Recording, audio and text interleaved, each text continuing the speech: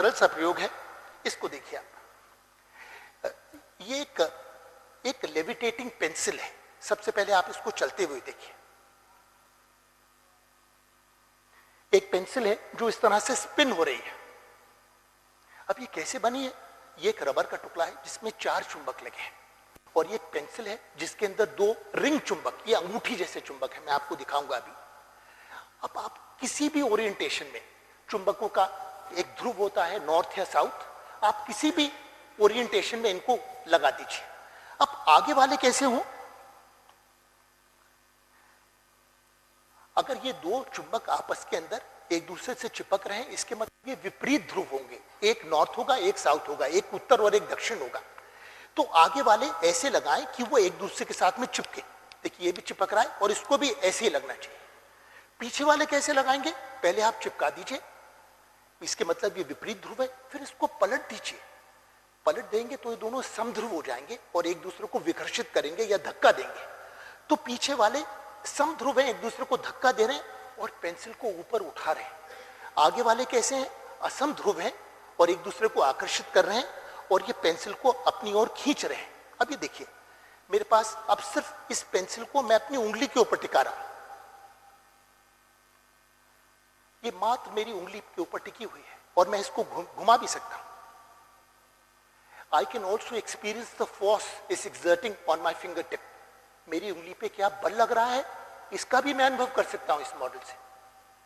पर इसमें कोई दैवीय शक्ति नहीं है, ये विशुद्ध विज्ञान है। मैं ना तो कोई प्रार्थना कर रहा हूं ये बिल्कुल विशुद्ध विज्ञान है, ये मेरी उंगली पे टिकी हुई है। तो पहले तो एक जादू टोने में मत विश्वास कीजिए, हर एक चीज को जांचिए, परखिए और तभी उस पर यकीन कीजिए। अभी देखिए बहुत सारा घर्षण है मेरी उंगली और इसकी टिप के ऊपर। तो फिर मैंने क्या करा,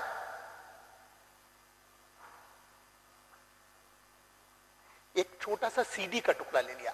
सीडी जानते हैं, सीडी डीवीडी पुरानी, वो कैंची से अच्छी तरह से काट सकते हैं क्योंकि बहुत चिकनी होती है, स्मूथ होती है। इसको यहां लगा दिया तो इससे घर्षण कम हो जाएगा। और अब this is a levitating pencil, एक पेंसिल जो हवा में झूल रही है, घूम रही है और हवा में लटकी है। बहुत से देशों के अंदर, विशेषकर चीन में, अगर चीन की राजधानी बीजिंग है, अगर आप कभी बीजिंग जाएं तो जो उनका इंटरनेशनल एयरपोर्ट है 70 किलोमीटर दूर है पुराने शहर से, क्योंकि अंतर्राष्ट्रीय हवाई अड्डे वहीं बनते हैं जहां पर स्थान मिले। 70 किलोमीटर दूर है, पर जैसे ही आप हवाई अड्डे पे उतरते हैं, आप एक मैगलेव ट्रेन लेकर के 10 मिनट के अंदर you are in the old city. So ये maglev trains are a reality in many parts of the world. Japan में, जर्मनी के अंदर इस तरह के मैग्नेटिकली लेविटेशन ट्रेन्स बिल्कुल आज एक वास्तविकता है, हम काल्पनिक बात नहीं कर रहे हैं। और अगर हमारे बच्चे ये 10-12 रुपए का मॉडल बनाएंगे तो उनका दिमाग खुलेगा, वो भी उत्साही होंगे, वो भी प्रेरित होंगे। बहुत ही सरल सा मॉडल है। और मैं आपको अब एक छोटा सा मॉडल दिखा रहा हूं जो छठी के बच्चों ने बनाया। और ये छठी के बच्चे एक बिल्कुल म्युनिसिपल शाला में पढ़ते हैं और हमारे केंद्र में आए, उन्होंने ये लेविटेटिंग पेंसिल बनाई। अगले दिन उन बच्चों ने हमको ये खिलौना लाके दिखाया। अब ये खिलौना क्या है? बहुत ही सरल है। हमने कोई भी कागज का कप ले लिया, आपने, बहुत बच्चे चाय पी रहे थे अभी, कभी चाय का कप फेंकना नहीं, क्योंकि हम उससे सैकड़ों चीजें बना सकते हैं। यही संदेश है आप लोग के लिए, है? उसके बाद में हमने क्या करा, उसके पेंदे में एक छेद करा, एक चुंबक नीचे से लगाया, एक चुंबक ऊपर से लगाया।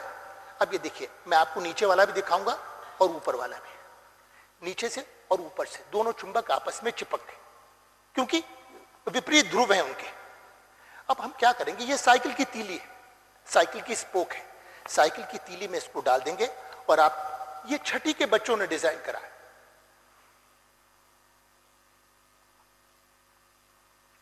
आप ये भी देखेंगे कि नीचे का हिस्सा धीरे धीरे कंपन कर रहा है।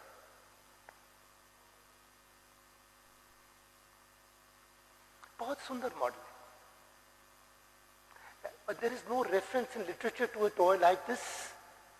छठी, 7वीं, 8वीं, 9वीं, इन सब के बच्चे मौलिक शोध करने के अधिकारी हैं। किताबों में से चाटने के लिए पैदा नहीं हुए थे आप सब लोग, अपने दिमाग को खोलने के लिए, टू क्वेश्चन एवरीथिंग। विज्ञान का मतलब है हर चीज को चुनौती देना, चीजों को रट करके परीक्षा में थूकना नहीं, पर हर चीज को चुनौती देना, यह विज्ञान का पहला नियम है। भगवान बुद्ध ने आज से 5000 साल पहले विज्ञान की एक परिभाषा दी थी जो आज भी वैध है। किसी चीज को इसलिए मत मानो क्योंकि तुम्हारे दादाजी ने कहा है, किसी चीज पर इसलिए यकीन मत करो क्योंकि तुम्हारा शिक्षक उसे सही बताता है, किसी चीज पर इसलिए विश्वास मत करो क्योंकि तुम्हारे शास्त्रों में लिखा है। हर चीज को जांचो, परखो वास्तविकता पर, और अगर उसको सत्य पाओ और जनहित में पाओ तब उसका आलिंगन करो। ये बहुत ही सुंदर परिभाषा है विज्ञान की, कि विज्ञान हर चीज को चुनौती देता है। धर्म को चुनौती देता है कि ये सब अनाप शनाप की बातें मत करो, इसका प्रमाण दो, इसका सबूत दो, तभी तुम्हारी बात मानेंगे। क्योंकि तुम कुर्सी पे बैठे हो इसलिए तुम्हारी बात ठीक नहीं हो जाती, क्योंकि तुम ताश बने हो इसलिए तुम्हारी बात ठीक नहीं हो जाती। तुमको उसका सबूत देना पड़ेगा, उसका प्रमाण देना पड़ेगा, तभी वो बात सच होगी। उसको हजारों लोग, लाखों लोग जांचेंगे, परखेंगे, तभी वो सत्य माना जाएगा, नहीं तो वो असत्य है। ये विज्ञान की एक परिभाषा है।